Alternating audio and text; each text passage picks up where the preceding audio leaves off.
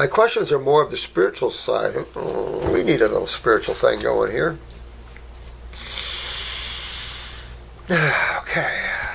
And maybe a little heavy, too. Ooh. I like heavy. You're talking to a man who likes heavy, honey. I'm probably meant to work these out for myself, but let me ask anyway. Alrighty. You speak of God Creator a lot, and I'm not sure what this means. Are we talking about a religious God? Do you believe man was created in the Bible sense? So, as we respect each other, right? And we respect each other's awarenesses. Like I was raised Christian. But I knew, because I was Boy Scout, so I had to get my little religious badges, so my parents forced us, of course they didn't go, but forced us to go to church. And my inner self was looking and listening to that minister going, what? Everything is in its place. Religions are really there, established by man more than by God. Although man is God, so you can see. But for me, as more of a morality issue, to try to keep man in some sense from killing his friggin' self. I mean, but the problem is there's been holy wars after, we call them holy wars, there's been wars and wars after belief systems. So you hardly call these spiritual or divine teachings because they're all encased in war. Christianity did the ISIS thing. Christianity cut off heads, burnt libraries, destroyed a lot of the great writings of the world. Look at the Inquisitions and things. This is brutal. Christians put people on the rack and tore their limbs off. It was brutal. So every society goes through its growth things, you know, and every religion does too. I mean, if you look at Catholicism, there's a lot of serious things there. And I love the new Pope. I think he's a pretty cool dude. You know, when you live in poverty like that, and you carry your own suitcases, I respect that, buddy. I do. I don't have anybody do anything for me. Do it myself. And so I honor that guy. But there's a lot of pedophilia type stuff. There's a lot of stuff there that's not good, and it goes even back to some of the popes. So when you go back and look at these things, there's always been little problems to them. But most of them, in my opinion, control man instead of free man. If you have a preacher or minister that frees you, you've got a blessed one. But most of them talk about control and power and fear and all this sort of thing. Spirituality is more your perspective, your point of view, your awareness, opening and recognizing the oneness of life. That's more spirituality, where, hey, you're a Jew or you're a Muslim or you're whatever. Who cares? Hey, buddy. That's spirituality. Religions go, no, you got to think like me, you got to act like me, because our God is the number one God.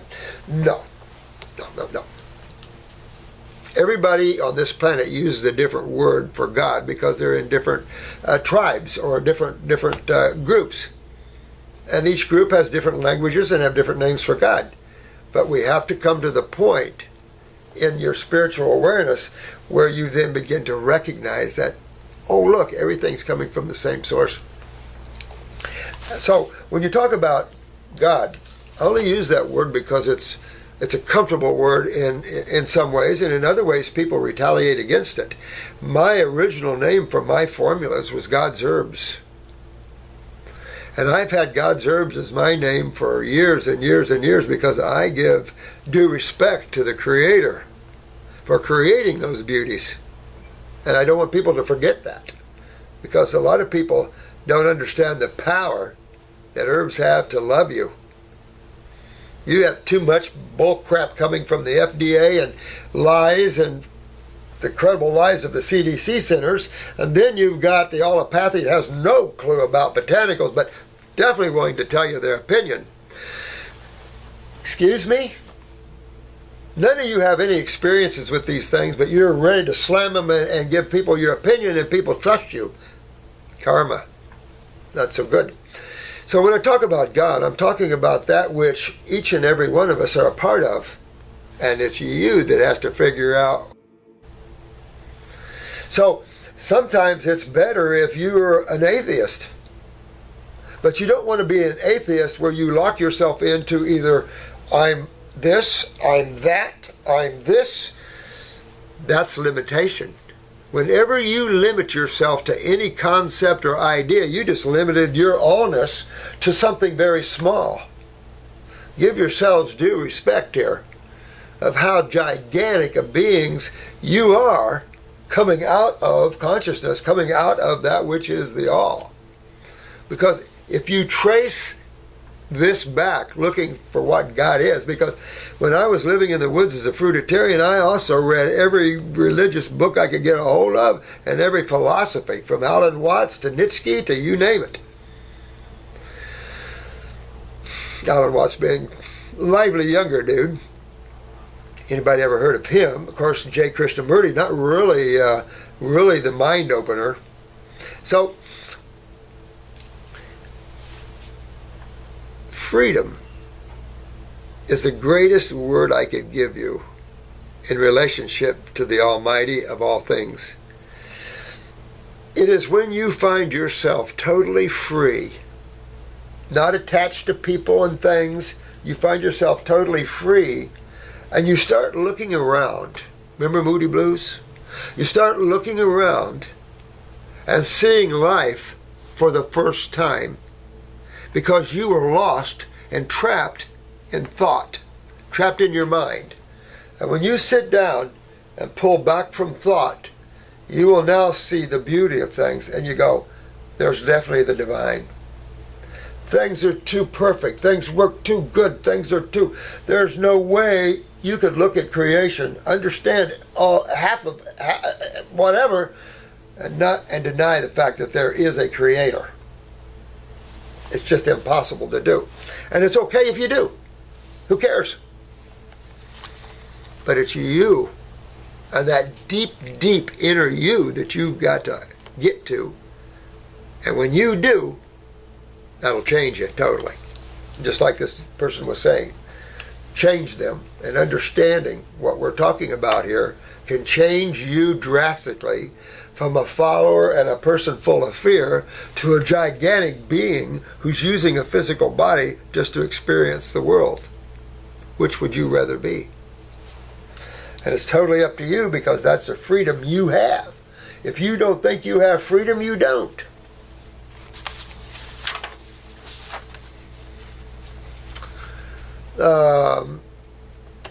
Ethics is more, as opposed to morale or morals, ethics. From your own beingness, when you see that all things come out of the one, the omnipotent, the omniscient, the omnipresent, I can't even begin to tell you. That's when you break down all borders. That's when you realize all of us are just here having an experience together. And the beauty is the fact that each and every one of us is different.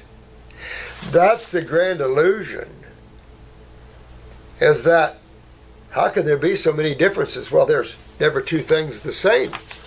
I once thought of how many snowflakes do you think fall during a winter time in just Alaska? Couldn't count them, could you? Supposedly there's no two snowflakes designed the same. I can't even fathom that. You know, mentally, consciousness-wise, absolutely. Because that's the all of things. Very difficult. For those that want to understand what the divine is or who's the creator, you can't look at the finite worlds of creation. That's what's created. You have to look at something that could create something this massive and be bigger than that. And that would put it into the category of the infinite, with no beginning and no ending. No matter what religion, every religion has some great teachings in it. Great stories and great teachings. All religions do. Some have a little more violence, some don't, some of this, some that, eye for an eye. Some of the older teachings in Islam and also biblically are pretty raw, you know. Let's face it, man has to be truthful with himself, with his God, with his teachings. Let's start accepting your divinity. Man just sees himself as this little nothingness, and it's like, nah, big mistake. You'll keep yourself trapped like that forever. You speak of karma. How do we work off our karma, and how will we know if ascension is possible? Ascension is always. Well, do you mean ascension over reincarnation and karma? There are so many false lights. I find this subject confusing. All right, you know what? It doesn't really matter, does it? See, that's the thing. A lot of times people experience things and know things that you don't, and sometimes it's frustrating because you want to experience those things too. And so I get all that. I really do. So it's enough to say is just relax. Get into yourself. Get away from thought. That's all conditioned thinking. You can't think a thought that's original. Thought is totally conditioned state. So there's nothing there that's infinite. It deals with the finite and the categorization of the finite. How about your emotions? Very limited. Nothing there in terms of the infinite. Part of the infinite. So sometimes it's better if you just relax, you live in the moment, and you start observing life. Not thinking, observing life. Just check it out. And in that checking it out, information will come to you like never before. Your eyes will open. You will begin to see the divine everywhere and in everything. It just changes you, and you start to see the difference between something that's more physically created and things that are more etheric created. For example, the mind is not physical. The mind is not chemical whatsoever. The physical brain is, but that's only the link to the mind, the physical link to the mind, as is the adrenals are the physical link to the emotional or the astral bodies, the chakra type things. I wouldn't get too upset because there's different teachings in different parts of the land. If you were an out-of-body traveler, you're going to find different teachings and languages spread throughout the worlds of God. I mean, and thank God in the higher ways you don't have so much of that as you have thought. So it is not about languages. It's interesting stuff. Karma is simply cause and effect. And we've talked about this a great deal. And that's physics. Simply for every cause, there's an effect. And for every effect, there is a cause. So when people say there's diseases and things like this, it doesn't fit into the cause and effect world because no one can explain them because they don't exist. Cause and effect, though, you look at the symptomology of a disease and you can tear that apart and point exactly what the cause of that is. And you will always come to the conclusion that it is acidosis in the lymphatic system in 99.99999% of the time. But spirituality is something that you are, not something you wear. A lot of people wear their religion like a coat. I'm a Christian. I'm a Jew. I'm a Hindu. No, you're God expressing itself as a Hindu, as a Christian, as a Jew, or whatever, as a Muslim, whatever. So, it all comes back to you, always. You strip everything from you. You strip your money, you strip your friends, you strip your parents. There's only one thing left, isn't it? You. Let's say you're on your deathbed. Who's going with you? Anybody coming with me? No takers? That's because you don't know what the other side's like. Only you. Birth. You might bring in a buddy there. Once in a while a twin comes along. But as a rule, only you. See, so it's only you always. And in the deepest and darkest despair of your light, it's only you. And it will be only you. You can go hide in a closet. It's only you. You could take a jet down to Costa Rica. It's only you. You're the only one experiencing your experiences. But that's how God experiences itself, is through its creation. How else would it? It cannot. It is pure awareness, consciousness. Very difficult to understand that. Interestingly enough, the Buddhists and the Hindus and stuff understand it a little more than the Westerners. We're still thinking in terms of finiteness and old men with white beards. No.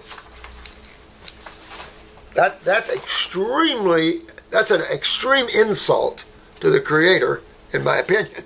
Something that's omnipresent, omnipotent, omniscient, and you reduce it to a little man in a white beard? I don't think so. But karma is just simply you're creating and reaping a benefit or a negative. Because whatever you create, you get the blowback from. You reap what you sow. Cause and effect rule everything. It's just the Hindus and the Buddhists, they call it karma. Jesus called it, remember, you reap what you sow.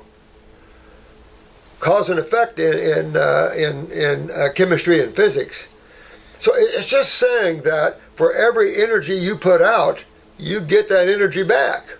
It's well established in physics.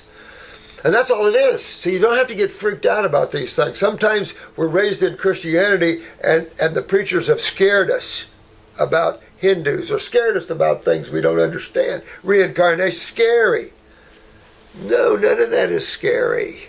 None of it is. It's simply God expressing itself in movies. Endless movies. Just like TV has movies. What you see going on is no different. And you're just seeing the reflection of God everywhere. You see a TV with directors and actors, that's just what's going on in life. Cool stuff. Yeah, baby. So it's nothing to get freaked out about. And if you're a Christian, don't get mad at me. If you're a Hindu, don't get mad at me. If you're a Muslim, don't get mad at me. I'm after you and the health and the happiness of you. And in that happiness and joy, you'll find your answers. You should never worry about ever ascension because you can't stop it. You cannot stop it.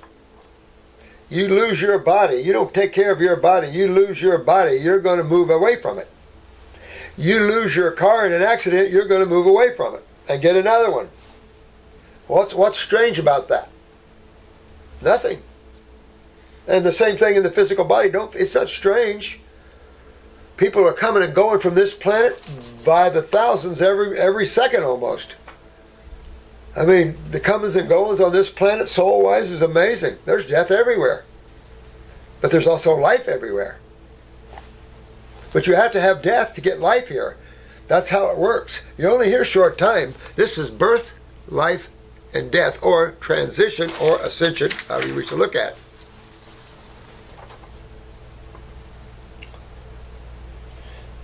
False lights. False lights, honey, are like untruths. They're all over the friggin' place. And that's why I'm trying to get you guys away from the mind, which can be used by others to lie to you, to bring you down, to control you. But if I can get you to pull back from thought and get you strong in self, you don't have that problem. You see truth for what it is. You don't have to ask others about it because you see truth for what it is. You feel, you see. Fun stuff. But this world is full of lies. The world itself is a lie. You got to realize that. This isn't the Creator. This is what the Creator created. This is the illusion. But when your attention is fixed here, it's very real to you. But what happens? Remember what happens if I move my attention away from you? You don't exist anymore to me. They do. Oh, you're back. Oh, you're gone. Oop, no, you're back. It's all about attention. The thing is though, the more you can step back and become awake in awareness and not thinking, you have almost a 360-degree awareness. In regards to sex, is it a waste of energy, distraction? Is it perversion? You know what I think, Katie? I think that you need to come out of your shell. Because this world is for you to experience. The ups, the downs, the goods, the bads, everything. The rips, the rebuilds, everything. And you can ask God about it. This world is for you to experience. So some experiences are rough, some are not. But, there's no question that the world of celibacy is a higher energetic world.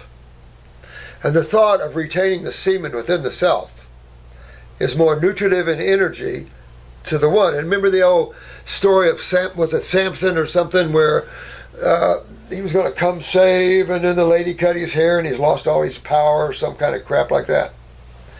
Well, that story should have used the truth. He had sex with her. And of course, then kind of, all of that. But I find romance and lovemaking one of the fun times that this planet has to offer. I think it's cool to cozy up with the opposite sex and have romance, or the same sex if you're into that, who cares? But have some romance and some love between something here, and who cares? You only let what bothers you or what can take your energy away, you let it happen. If you get in consciousness, it don't matter how you let your energy go. You have a constant, huge feed to that energy that won't give. You have constant energy. You can't get rid of it. You don't want to see me on my energetic day. It's like I have so much energy sometimes, it's like, whoa, sparking and a barking. But I say enjoy yourself a little bit here. We've got this whole thing, and of course a lot of yogas are celibate and stuff like that, but they masturbate, and it's like, come on, man. It's only you that allow the energy to do whatever. So be conscious, but enjoy the ride. I go back to that movie, Michael. It's a great example of a spiritual being that can come into this world, fight it, conquer it, make love to the women, and have a great attitude and leave as well and be as spiritual as you want.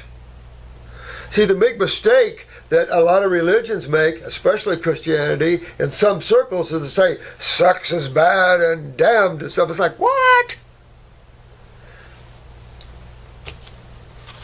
Fear. And I'll say this, don't ever let fear be your guide, or your experience isn't much fun here, and somebody's controlling you. You don't want a preacher, a priest, you don't want anybody to control you. You want to have a direct experience with what you might call God. How do you do that? Without going through a minister? He's or she, have they? Interesting. You might be startled to know that a lot of preachers and ministers and priests haven't had that much experience with the Almighty. You can tell by the way they talk. So, whatever sukkah you can get from a preacher, a priest, a master, a yoga, a Vaiguru, a nine silent one, a way shower, you grab it, you use it for yourself, you put it where you need it, for your growth, your needs, your expansion. This is your ride, your journey. I'm just putting my arm around you and saying, I'll help you so you don't fall too low. And we'll walk down this road a little bit together till you get your feet wet and on and you can go. How does one go about astral travel? Move your attention away from the physical. Move your attention away from this physical world. But just get out of the body. So getting out of the human body, and I've given you some techniques, but you can make up your own. Basically, you want to get yourself in a totally relaxed manner. And I mean to where you're so relaxed. Laying down is better. You can get yoga style, But if you can just totally relax, and I mean you relax from the shoulders down to the little toes and back up again, and you just let yourself go. Now, while you're totally relaxing, picture yourself up at the ceiling looking down at your body on the bed relaxing. Picture yourself at the ceiling. Oh, look, we're at the ceiling looking down at the body. You do that enough, you will be able to pop out of the body. You have all freedom to move your attention where you want it. It's just the senses are so locking to your attention in this body. Pretty slick. Pretty slick.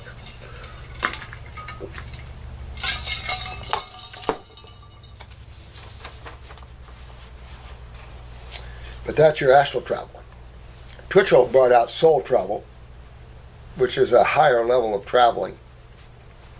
Thank you so much, Dr. Morse. Let's do YouTube videos. Thank you very much, my dear one. Hope that helped you. Hope that didn't run too many of you off.